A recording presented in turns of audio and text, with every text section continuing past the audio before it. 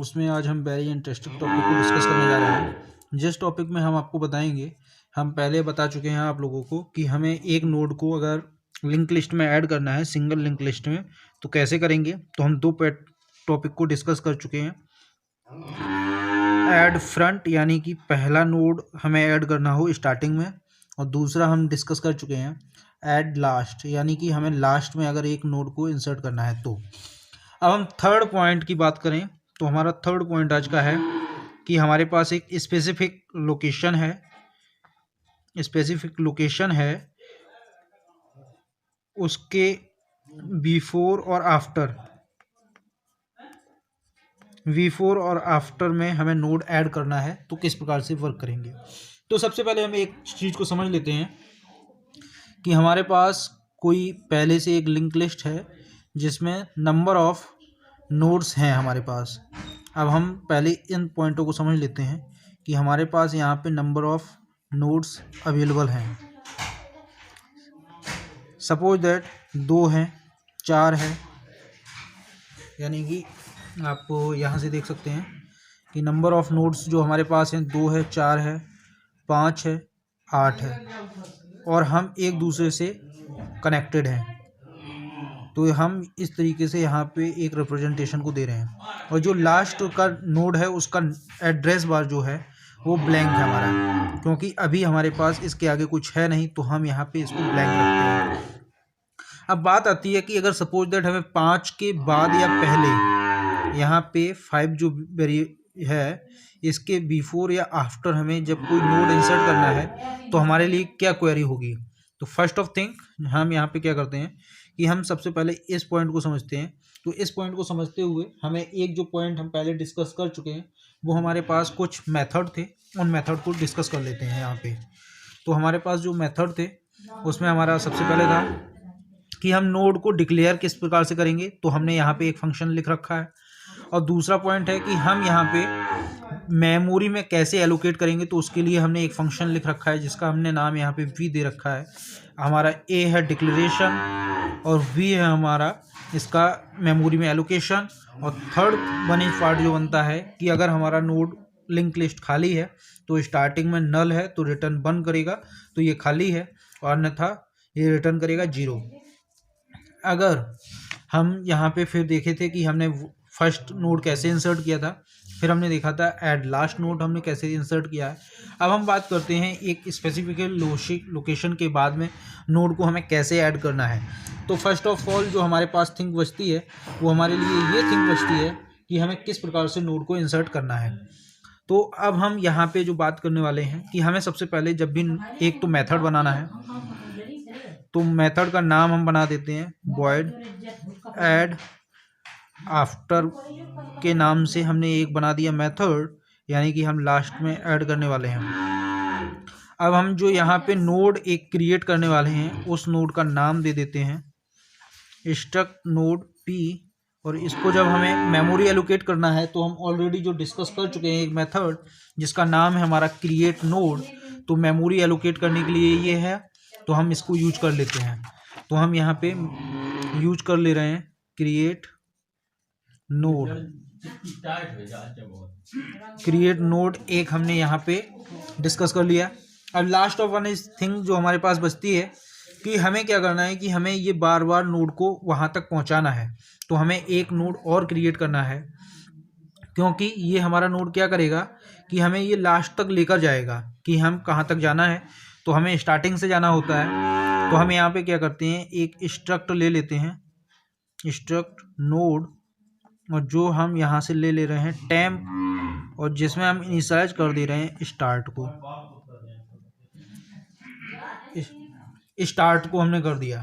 अब हमारे पास जो लास्ट ऑफ वन थिंग बचती है वो हमारे पास ये बचती है कि अब हमें नोड को विजिट करना है। तो विजिट करने से पहले हमें इस वाली वैल्यू को भी तो यूजर से एंटर करवाना है। तो हम इसके लिए एक करवा लेते हैं एंट फाइंड, और हमें क्या करना है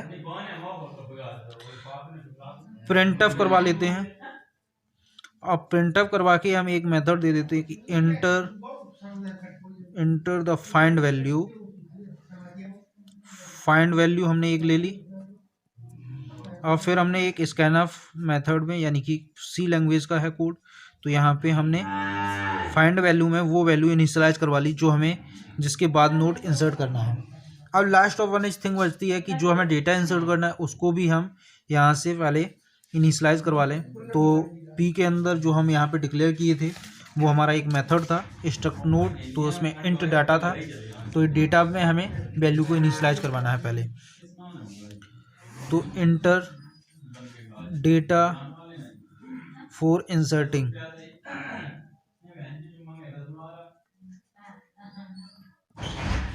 फिर हम यहाँ पे स्कैनअप फंक्शन से %d और हम यहाँ पे एड्रेस ऑफ, अब ये p जो हमारा नोड है इसके डेटा पार्ट में हमको ये रखना है। अब जो p बना तो उसमें हमारी दो चीज़ें आई थी यहाँ पे, एक हमारी दो चीज़ें जो यहाँ पे आई थी p, यहाँ पे हमारा ये p है तो इसमें आया था डेटा और दूसरा आया था नेक्स्ट जो हमें क्या करता था एड्रेस को रेफर कर रहा था। तो हमने यहाँ पे डेटा पार्ट को डाल लिया है। अब हमने दोनों चीज़ों को ले रखा है। अब फर्स्ट ऑफ ऑल थिंग हमारे पास जो बचती है वो ये बचती है कि अब हम स्टार्टिंग पॉइंट से चलें, पर उससे पहले हमें एक बार ये चेक कर लेना चाहिए कि हमारा जो नोड है वो कैसा है। तो हम यहाँ पे एक इफ फंक्शन जो हम बनाए थे चेक नोड, उस फंक्शन से वैल्यू को रिटर्न करवा लेते हैं। तो हम यहाँ पे चेक नोड करवा लिया। चेक नोड करवाते ही हम यहाँ पे इक्वल्स टू देखेंगे, अगर 1 रिटर्न कर रहा है तो हम यहाँ पे क्या कर देंगे, तो हमारे पास ये खाली नोड है। तो हम यहाँ पे ऐसे भी कर सकते हैं कि हम जो प्रीवियस मेथड बना चुके हैं ऐड फ्रंट वाला, तो उसको हम यहाँ पे कॉल कर सकते हैं, क्योंकि वो ऐड फ्रंट का मतलब है कि हमें आगे ही ऐड कर देना है क्योंकि हमारे पास कोई नोड नहीं है। और दूसरा पॉइंट ये बचता है कि हम इसको यहाँ पे मैनुअली 2-4 लाइन का जो कोड है उसको डाल दें। तो हम यहाँ पे क्या करते हैं कि हम यहाँ पे 2-4 लाइन का कोड डाल देते हैं। तो हमें कैसे डालना है कि हमारे पास जो भी मेथड था हमने उसको यहाँ पे इनिशियलाइज करवा लिया। अगर हमारा ये नहीं है इसके पास कुछ, तो हम यहाँ पे क्या कर देंगे जर्नली डाल देंगे स्टार्ट इक्वल्स टू p, यानी कि अब ये क्या हो गया कि अगर हमारा यहाँ पे वैल्यू रिटर्न 1 होती है इसका मतलब है यानी कि हमारा नोड नल था, तो वहाँ पे क्या हो जाएगा स्टार्टिंग नोड ही हमारा हो जाएगा इंसर्ट। अदरवाइज अब हमारे पास जो एल्स आता है, एल्स वाले में हम इस पैटर्न को फॉलो अप करेंगे। एल्स यानी कि रिटर्न 0 हुआ। अब हमें क्या करना है, पहले उस वैल्यू को फेच आउट करवाना है। तो उस वैल्यू को हमें देखते हुए चलना है। तो वहाँ पे हमारे लिए जो मेन प्रॉब्लम क्रिएट होने वाली है, तो उसके लिए हम क्या करते हैं, हम यहाँ पे एक वाइल लूप लेके चलते हैं।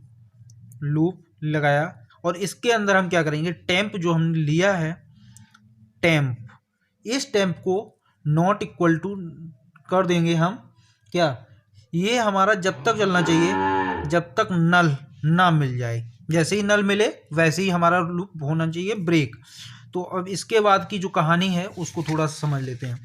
अब हम यहाँ पे क्या करते हैं, अब हमें यहाँ तक भी जाना है, बट उससे पहले हमें एक कंडीशन और चेक करनी है कि जो हमने फाइंड वैल्यू ली है वो हमें अगर जहाँ भी मिल जाएगी यानी कि टेम्प के वो डेटा पार्ट में ही होगी, तो हम उससे कंपैरिजन करवा लेते हैं। जैसे ही ये वैल्यू मिलती है हम यहाँ पे क्या करवा देंगे, ब्रेक कर देंगे।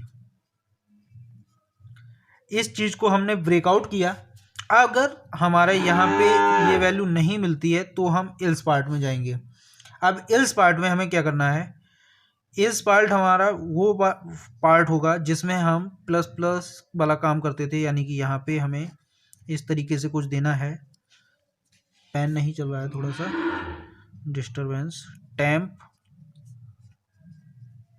और टेम्प के नेक्स्ट जाना है, यानी कि अब हमें टेम्प को फिर नेक्स्ट में इनिशियलाइज कर देना है। तो इस तरीके से हम इसको मूव ऑन करते जा रहे हैं।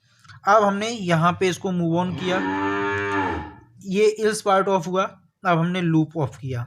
जब अगर हमें मिल जा रहा है तो वो ब्रेक करके जो आएगा तो हम वहाँ पे एक कंडीशन चेक करेंगे, if temp equals to null. अगर ये नल है तो हम कहेंगे कि प्रिंटफ यहाँ पे लिख रहे हैं, शॉर्ट में pf लिख देते हैं, search value not found.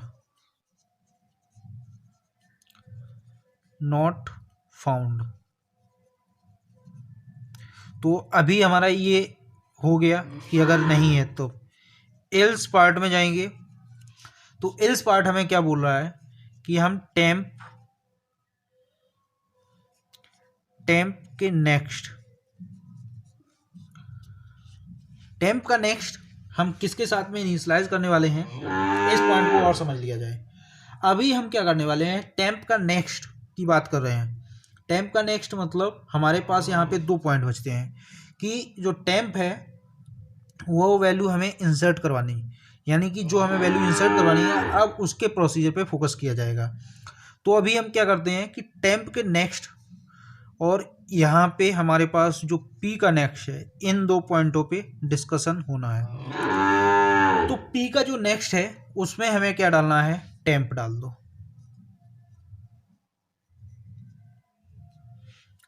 P के नेक्स्ट में टेम्प का नेक्स्ट डालना है हमको y, और यहाँ पे टेम्प का जो नेक्स्ट है उसमें हमें, जो टेम्प का नेक्स्ट है उसमें हमें p डाल देना है। आप इस बात को थोड़ा सा और क्लियरली वे में समझें अभी, तो इसके लिए हमने यहाँ पे लूप को किया 1। अब थोड़ा सा हम इसको समझ लेते हैं, एक एग्जांपल जो हम लिए थे स्टार्टिंग में। सपोज दैट हमने जो यहाँ पे वैल्यू दी, फाइंड वैल्यू जो यहाँ पे इनिशियलाइज हो रही है वो 5 दी। अब हमें 5 के बाद में डेटा को इंसर्ट करवाना है, और जो डेटा इंसर्ट करवाना है उसकी वैल्यू हम ले लेते हैं 10। अभी हमारे पास जो नोड है वो ये है, तो एल्स वाली कंडीशन पे डायरेक्ट हम पहुंच जाएंगे। अब हम यहाँ पे क्या कर रहे हैं, एक हमने जो स्टार्टिंग था उसको टेम्प एक ले लिया, जो टेम्प लिया उसमें डेटा और नेक्स्ट 2 चीज़ें आने वाली हैं क्योंकि वो भी स्ट्रक्चर है। तो अब हमारे पास जो बचता है कि temp not equal to null तक जाना है और चेक करना है कि टेम्प की जो अभी वैल्यू होगी वो ये होगी, क्योंकि स्टार्टिंग पॉइंट यहाँ पे है। तो जब यहाँ पे आई तो 2 वैल्यू आई, इसके अंदर 2 वैल्यू आई, तो चेक किया इसके कंपेरिजन से तो नॉट वैलिड, तो ये क्या करेगा फिर नेक्स्ट पे मूव ऑन करेगा। तो 2 के बाद अब वैल्यू आती है 4, जैसे ही 4 वैल्यू आती है, 4 वैल्यू के बाद में फिर ये जाएगा ऊपर, क्योंकि अभी लूप कंप्लीट नहीं हुआ है। तो लूप पे फिर पहुंचा, फिर इसने क्या किया, यहाँ पे आया, इफ फाइंड वैल्यू से चेकआउट किया, वैलिड है नहीं है तो इसको हटा देगा, यानी कि ब्रेक नहीं होगा। एल्स पॉइंट पे आया, फिर नेक्स्ट नोड पे पहुंचा 5 पे, तो यहाँ पे आया, तो जैसे ही यहाँ पे आया फिर इसके बाद में ये फिर कंडीशन को फॉलो अप करेगा और यहाँ पे जाएगा। तो नॉट इक्वल टू नल, अभी कंडीशन ट्रू है, फिर यहाँ पे आएगा, चेक करेगा वैल्यू, चेक वैल्यू फाइंड हो जाएगी। तो यहाँ तक तो बात समझ में आ गई कि हमारा वैल्यू हमको मिल चुका है। तो अब स्टेटमेंट हो जाएगा ब्रेक, लूप ब्रेक। इसके बाद में टेम्प में आएंगे। अब टेम्प में हम चेक करेंगे नल है नहीं है, तो नल तो नहीं है क्योंकि इसके अंदर वैल्यू हमारी 5 पड़ी हुई है। अब यहाँ पे हम क्या बोल रहे हैं, एल्स पार्ट के अंदर पी का नेक्स्ट, यानी कि जो इसका नेक्स्ट है, इसके नेक्स्ट में हमें क्या डालना है, टेम्प का नेक्स्ट। जो अभी टेम्प ये है, ये इसके नेक्स्ट को, यानी कि इसको बोल रहा है कि इसको तुम इंडिकेट करने लगो, इस पॉइंट को इंडिकेट करने लगो। अब ये बोल रहा है पी का नेक्स्ट, यानी कि हम यहाँ पे जो बोल रहे हैं वो बात ये है कि पी के नेक्स्ट में टेम्प का नेक्स्ट, पी का नेक्स्ट ये है और टेम्प का नेक्स्ट इस समय कौन होगा, ये होगा, क्योंकि यहाँ पे इसकी वैल्यू 5 है तो इसका नेक्स्ट अभी ये है, तो इस पॉइंट को एलोकेट करने लगे।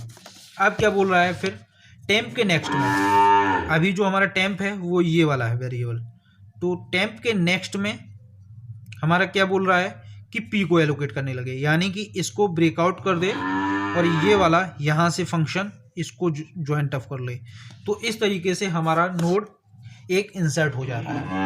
तो आज की वीडियो आई होप आपको समझ में आई होगी।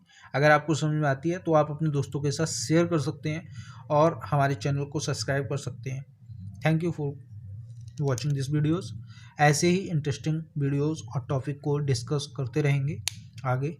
और डाटा स्ट्रक्चर की जो सीरीज चलेगी उसमें डाटा स्ट्रक्चर का जैसे ही हमारा स्टैक एंड क्यू फिनिश होता है उसके बाद हमारा DBMS और संडे को हमारा इमर्जिंग टेक्नोलॉजी पे बात होगी जो इस समय पे लेटेस्ट हैं। इमर्जिंग टेक्नोलॉजी पे बात होगी। तो जैसे कि हमारी इस समय पे एक इमर्जिंग टेक्नोलॉजी है फ्लटर, जो एंड्रॉयड और iOS के लिए तो अभी परफेक्टली वर्क कर रही है, और आगामी एक उसका प्लेटफॉर्म और लॉन्च हो चुका है वेब का। बस थोड़ी सी डिफ़िकल्टीज आ रही हैं वेब के साथ, तो अभी जब तक वो नहीं आती हैं तब तक हम इन दोनों के साथ के चीज़ों को भी संडे को डिस्कस किया करेंगे जैसे ही हमारा स्टैक एंड क्यू कंप्लीट होता है। तो thank you for guys watching this videos.